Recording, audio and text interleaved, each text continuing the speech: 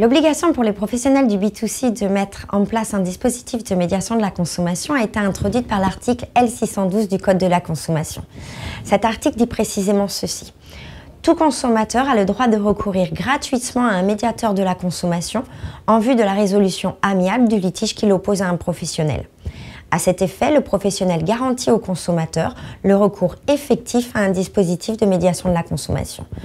En clair, cela signifie que tout professionnel qui vend un bien ou un service à un consommateur doit mettre en place un dispositif de médiation de la consommation. Pour mettre en place un dispositif de médiation de la consommation, c'est très simple. Tout d'abord, vous devez choisir un médiateur de la consommation agréé. Vous trouverez la liste des médiateurs agréés sur le site du ministère de l'économie à l'adresse économie.gouv.fr. Ensuite, vous devez signer une convention de désignation avec lui. Avoir un comptable, un avocat, faire partie d'une association ou une fédération ne vous permet pas de remplir votre obligation légale. Vous devez impérativement afficher les coordonnées de votre médiateur. Par coordonnées, on entend son adresse postale et l'adresse de son site internet.